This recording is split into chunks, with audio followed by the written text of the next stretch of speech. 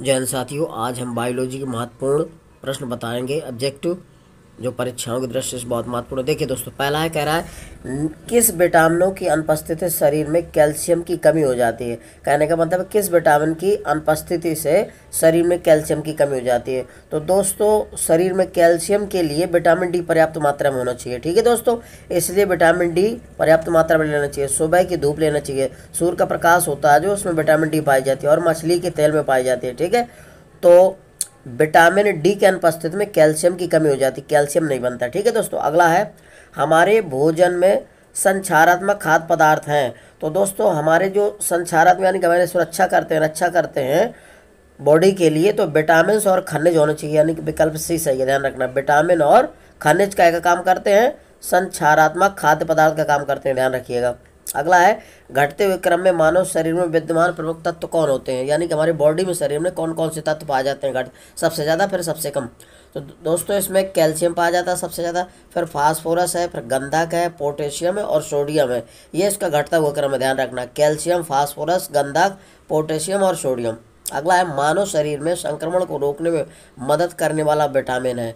तो दोस्तों, मानव शरीर में संक्रमण रोकने में मदद करने वाला विटामिन ए होता है, ध्यान रखना। विटामिन ए किसी भी संक्रमण को, इन्फेक्शन को रोकने के लिए बहुत आवश्यक होता है, इसलिए विटामिन ए युक्त वस्तुओं को खाना चाहिए। विटामिन ए सभी पत्तेदार हरी सब्जियों में पाई जाती है। ठीक है दोस्तों, पपीता है, गाजर में विटामिन सबसे ज़्यादा ए पाई जाती है। ठीक है, अगला है, किस विटामिन को हार्मोन माना जाता है। तो दोस्तों, विटामिन डी को हार्मोन कहा जाता है या हार्मोन माना जाता है। ठीक है, ये ध्यान रखिएगा, किस विटामिन को हार्मोन माना जाता है, कहा जाता है, तो विटामिन डी को। इसका चौथा विकल्प सही हो जाएगा। अगला है, किस तत्व की कमी से घेंगा रोग हो जाता है। तो दोस्तों, जब आयोडीन की कमी से घेंगा रोग होता है, इसका तीसरा विकल्प हो जाएगा, ध्यान रखना। किस तत्व की कमी से घेंगा रोग होता है, तो आयोडीन की कमी से घेंगा रोग होता है। ठीक है, ये गले में होता है, और जो थायरॉक्सिन ग्रंथि पाई जाती है तो उसकी वृद्धि हो जाती है, तो वो आयोडीन की कमी से होता है, ध्यान रखना। अगला है, मनुष्य को प्रतिदिन कितनी मात्रा में आयोडीन मिलनी चाहिए।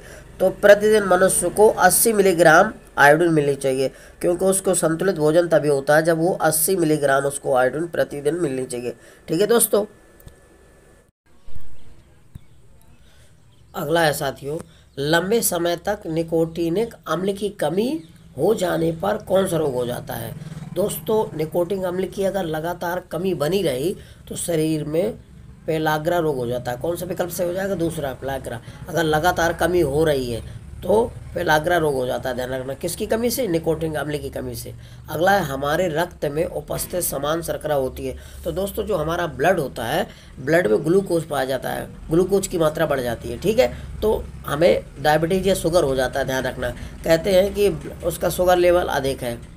तो दोस्तों, हमारे रक्त में, ब्लड में, रुधिर में जो है, रुधिर क्या एक तरल संयोजी ऊतक है, तो उसमें ग्लूकोज होता है। ग्लूकोज की मात्रा जब बढ़ जाती है, ठीक है दोस्तों, जब इंसुलिन पर्याप्त मात्रा में बॉडी में नहीं बनता, पैंक्रियास सही काम नहीं करता। ठीक है, तो ग्लूकोज पाया जाता है हमारे शरीर में, ध्यान रखना। किसमें, रक्त में।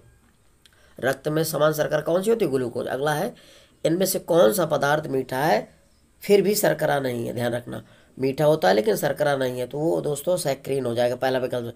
सैक्रीन बहुत मीठी होती है लेकिन शर्करा नहीं, शर्करा के अंतर्गत नहीं आता, ध्यान रखना। ये कौन, सैक्रीन, पहला विकल्प सही हो जाएगा। अगला है, ग्लूकोज, सुक्रोज, माल्टोज की श्रेणी का पदार्थ इनमें से कौन सा है। तो दोस्तों, ध्यान रखिएगा, ये स्टार्च होता है। ग्लूकोज, सुक्रोज, माल्टोज की श्रेणी में कौन सा होता है, स्टार्च होता है। क्योंकि तुम्हारे जितने भी गेहूँ है, चावल है, मक्का है, जो ये सब में स्टार्च पाया जाता है, ध्यान रखना।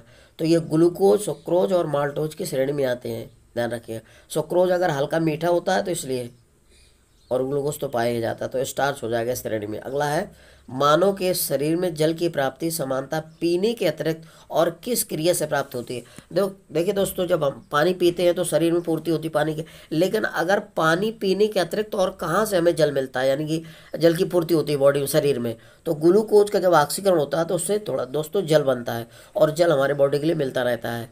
ठीक है दोस्तों, तो ये अतिरिक्त जल होता है ग्लूकोज के ऑक्सीकरण से, यानी कि पहला विकल्प सही हो जाएगा। अगला है, किस विटामिन की कमी से रक्त क्षीणता का रोग होता है। तो विटामिन 12, विटामिन 6, फॉलिक अम्ल समूह, ये सभी से होता है, ध्यान रखना दोस्तों। किस विटामिन की कमी से रक्त क्षीणता का रोग होता है, तो विटामिन 12, विटामिन 6 और फॉलिक समूह से ये सब हो जाएगा, यानी चौथा विकल्प सही हो। ठीक है दोस्तों, जय साथियों, मेरे वीडियो को लाइक और सब्सक्राइब करिए। अगर मेरा वीडियो अच्छा लगता है दोस्तों, एक लाइक और सब्सक्राइब अवश्य करिए। जय हिंद।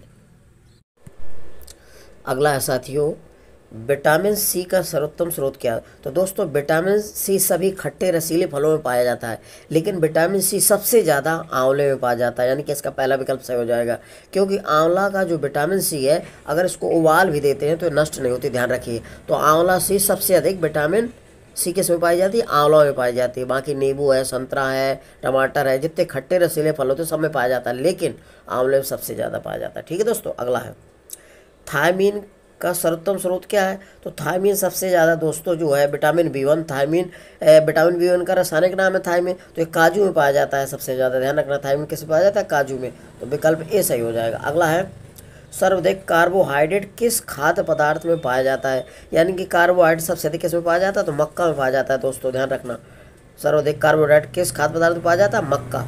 विकल्प सी सही हो जाएगा। अगला है इनमें से किस रूप में विटामिन बी कम्प्लेक्स कार्य करता है? तो जितने भी दोस्तों विटामिन होते हैं वो सभी क्या करते हैं? सह एंजाइम का कार्य करते हैं, यानी कि विटामिन बी कम्प्लेक्स कार्य करता है का सह एंजाइम का, ध्यान रखना। विटामिन बी कम्प्लेक्स कार्य करता है सह एंजाइम का, यानी कि पहला विकल्प सही हो जाएगा, ध्यान रखिए। अगला है माध्यम वसा बनती है, तो ये ग्लिसरॉल और वसी अम्ल से बनती है माध्यम वसा, ध्यान रखना। ग्लिसरॉल और वसी अम्ल से, क्योंकि वसा जो होते हैं उच्च वसी अम्लों के ग्लिसराइड होते हैं, ध्यान रखिएगा। ठीक है, अगला है इनमें से किस में सुक्रोज शर्करा पाई जाती है? तो सुक्रोज शर्करा गन्ना में पाया जाता है, ध्यान रखना। गन्ना मीठा होता है तो सुक्रोज शर्करा पाई जाती है। और शहद में जो है फ्रक्टोज पाया जाता है, सबसे मीठा होता है, ध्यान रखना। तो सुक्रोज शर्करा पाई जाती है गन्ना में, यानी कि पहला विकल्प सही हो जाएगा। कौन सा कार्बोहाइड्रेट मोनोसैकराइड है? तो दोस्तों मोनोसैकराइड होता है आपका क्या? ग्लूकोज होता है। ग्लूकोज को मोनोसैकराइड पाई जाती है, यानी कि कार्बोहाइड्रेट मोनोसैकराइड किस में है? ग्लूकोज में। ठीक है, इसका सूत्र होता है C6H12O6, ग्लूकोज का, ध्यान रखिएगा। तो कार्बोहाइड्रेट मोनोशर्करा क्या है? ग्लूकोज है। मानव शरीर में अनिवार्य अमीनो अम्लों की संख्या कितनी होती है? 10 होती है दोस्तों, विकल्प डी सही हो जाएगा। ध्यान रखना, मानव शरीर में अनिवार्य अमीनो की संख्या कितनी होती है? 10 होती है।